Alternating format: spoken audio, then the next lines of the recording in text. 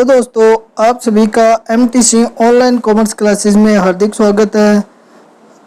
जो आज की क्लासेस है वो 10 एमसीक्यू क्वेश्चन से रिलेटेड रहेगी, जो कि कॉमर्स से रिलेटेड क्वेश्चन है, जो कि हर कॉमर्स रिलेटेड एग्जाम में हेल्पफुल रहेंगे। तो जो सबसे फर्स्ट क्वेश्चन हमारा वो है, चालू अनुपात बढ़ाया जा सकता है, अर्थात करंट रेशो है, उसको कैसे बढ़ा सकते हैं। तो करंट रेशो है उसको बढ़ा सकते हैं। हमारे पास ऑप्शन गिवन है, चालू संपत्तियों को अधिक दिखाकर, चालू दायित्वों को अधिक दिखाकर, चालू संपत्तियों को कम दिखाकर, या उपरोक्त में से कोई नहीं।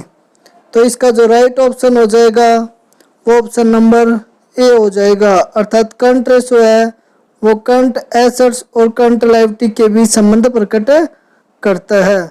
तो करंट रेशो को हम बढ़ा सकते हैं करंट एसेट्स को बढ़ाकर, तो ऑप्शन नंबर ए इसका राइट हो जाएगा।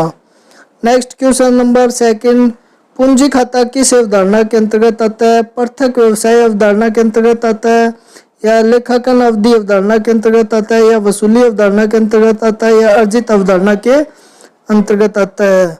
तो जो पूंजी खाता है वो पृथक व्यवसाय अवधारणा के अंतर्गत आता है, क्योंकि जो व्यवसाय का स्वामी पूंजी लगाता है तो वो व्यवसाय के लिए एक तरह का दायित्व होता है, क्योंकि व्यवसाय और जो स्वामी है उन दोनों के बीच अलग अलग अर्थात पृथक पृथक अस्तित्व माना जाता है। जब व्यवसाय का स्वामी पूंजी लगाता है तो हम एंट्री करते हैं cash account debit to capital account. जैसे राम ने पूंजी लगाई तो cash account debit to Ram's capital account, ये एंट्री हो जाएगी। तो इसका जो राइट है ऑप्शन वो पृथक व्यवसाय है, वो अवधारणा मानी जाएगी पूंजी खाता। बैलेंस शीट किसी एक विशेष डैश की आर्थिक स्थिति को बताता है, अर्थात बैलेंस शीट है वो कब किसी बिजनेस की आर्थिक स्थिति को प्रकट करता है या व्यवसाय की आर्थिक स्थिति को प्रकट करता है। एक विशेष तिथि को प्रकट करता है, या एक विशेष माह को प्रकट करता है, या विशेष 6 माह को प्रकट करता है, या एक विशेष वर्ष को प्रकट करता है। तो बैलेंस शीट है वो किसी व्यवसाय की आर्थिक स्थिति है वो केवल किसी विशेष तिथि को प्रकट करती है, जो वित्तीय वर्ष के अंत में एक विशेष तिथि को तैयार किया जाता है। बैलेंस शीट को तुलन पत्र भी कहते हैं। इसके बाएं पक्ष में दायित्व और दाएं पक्ष में संपत्तियों को दिखाया जाता है। तो बैलेंस शीट है वो एक विशेष स्थिति को, किसी बिजनेस की आर्थिक स्थिति को प्रकट करता है। उम्र बढ़ने पर भार बढ़ना सहसंबंध है।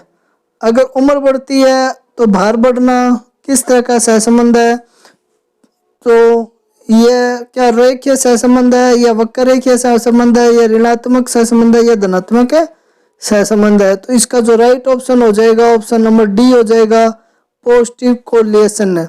अर्थात जब एज बढ़ती है तो भार भी बढ़ता है, तो ये पॉजिटिव कोरिलेशन होगा। पॉजिटिव कोरिलेशन का मतलब होता है जब दो चरों के बीच या मदों के बीच एक समान परिवर्तन होता है, अर्थात जब एक चर बढ़ रहा है तो दूसरा भी बढ़ रहा है, एक चर घट रहा है तो दूसरा चर भी घट रहा है, उसे धनात्मक सहसंबंध कहते हैं।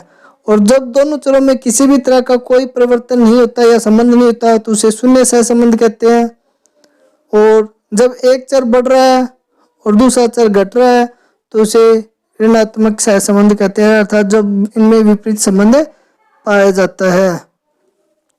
तो इस तरह के जो सहसंबंध है, अर्थात जब एज बढ़ेगी तो भार भी नॉर्मल बढ़ेगा, तो ये एक तरह का धनात्मक सहसंबंध है। कौन सा वित्तीय विश्लेषण का कार्य नहीं? जो वित्तीय विश्लेषण हम तैयार करते हैं उसका कार्य क्या नहीं है? प्रवृत्ति अध्ययन, बजट बनाना, पुनः वर्गीकरण, या अंकों का सन्निकटीकरण। तो वित्तीय विश्लेषण है के अंतर्गत मुख्य रूप से प्रवृत्ति अध्ययन, बजट बनाना, अंकों का सन्निकटीकरण शामिल किया जाता है। अंततः वित्तीय विश्लेषण में पुनः वर्गीकरण को शामिल नहीं किया जाएगा, तो राइट ऑप्शन इसका सी हो जाएगा।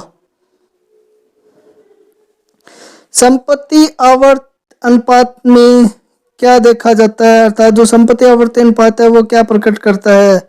तो संपत्ति आवर्ती अनुपात कितनी संपत्ति का विक्रय होना है ये प्रकट करता है, या संपत्ति एवं शुद्ध विक्रय का संबंध प्रकट करता है, या संपत्ति का विक्रय मूल्य स्थिति प्रकट करता है, या संपत्ति का बाजार मूल्य सब प्रकट करता है। तो संपत्ति आवर्ती अनुपात से हम मुख्य रूप से संपत्तियों और शुद्ध विक्रय के बीच संबंध देखते हैं। तो इसका जो राइट ऑप्शन हो जाएगा वो बी हो जाएगा, क्योंकि एसेट टर्नओवर रेशो का फॉर्मूला होता है net asset divide total assets, अर्थात एसेट्स टर्नओवर रेशो में हम नेट एसेट्स और टोटल एसेट्स के बीच संबंध को देखते हैं।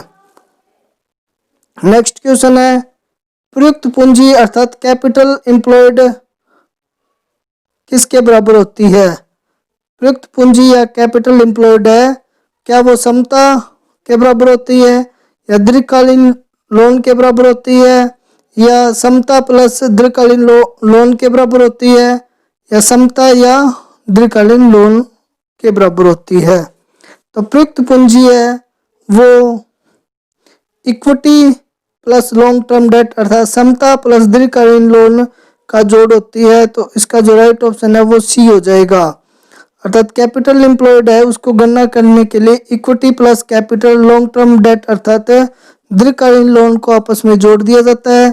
इसके अलावा कैपिटल एम्प्लॉयड निकालने के लिए हम second formula fix assets plus current assets में से आउटस्टैंडिंग लायबिलिटी जो माइनस कर देते हैं तो भी हमारा कैपिटल एम्प्लॉयड आ जाता है। तो अकॉर्डिंग टू ऑप्शन इसका सी ऑप्शन सही हो जाएगा। किसी व्यापारिक संस्था की शीघ्र शीघ्र निम्न में से किसे प्राप्त करना चाहिए? कोई भी व्यापारिक संस्था है उसे सबसे पहले क्या प्राप्त करना चाहिए, मतलब सबसे पहले उसको किस चीज को प्राप्त करना चाहिए? निर्धारित बिक्री को, सम विच्छेद बिंदु को, विनियोग पर लाभ अर्जन को, या बाजार हिस्से को? तो जो भी कोई फर्म है उसे व्यापार प्रारंभ करके जितना जल्दी हो सके सम विच्छेद बिंदु को प्राप्त करना चाहिए, अर्थात न लाभ न हानि ऐसा बिंदु उसे सबसे पहले प्राप्त करना चाहिए, क्योंकि इस स्थिति में व्यावसायिक संस्था अपने आप को संबंधित व्यवसाय में बनाए रखने में सक्षम होती है। तो अगर किसी व्यवसाय ने व्यापार स्टार्ट किया है तो शीघ्र शीघ्र उसे सम विच्छेद बिंदु को प्राप्त करना चाहिए। तो ऑप्शन नंबर बी इसका सही हो जाएगा। क्वेश्चन नंबर 9, किसने प्रबंध को पेशा कहा है, अर्थात जो मैनेजमेंट है वो एक प्रोफेशन है, ये किसने कहा है? Henry Ford, F W. Taylor, Peter Drucker, या हेनरी फ्योल? तो जो इसका राइट ऑप्शन हो जाएगा option number D, Henry Fayol. प्रबंध सिद्धांत के जनक प्रो हेनरी फ्योल ने प्रबंध को एक प्रोफेशन कहा है, अंत इसका विकल्प डी हो जाएगा। जब कोष को पूंजीकृत करना हो तब मौजूदा अंशधारकों को निर्गमित किए जाने वाले अंशों को कहते हैं, अर्थात जब फंड है उसको कैपिटलाइज करना है तब मौजूदा जो हमारे शेयर होल्डर होते हैं उनको जो शेयर इशू किए जाते हैं उसको क्या कहा जाता है? अधिकार निर्गमन, बोनस अंश, पूर्वाधिकार अंश, या इनमें से सभी? तो जब कोष को पूंजीकृत करना होता है तब मौजूदा अंशधारी को जब शेयर इशू किया जाता है तो इसे बोनस अंश कहते हैं।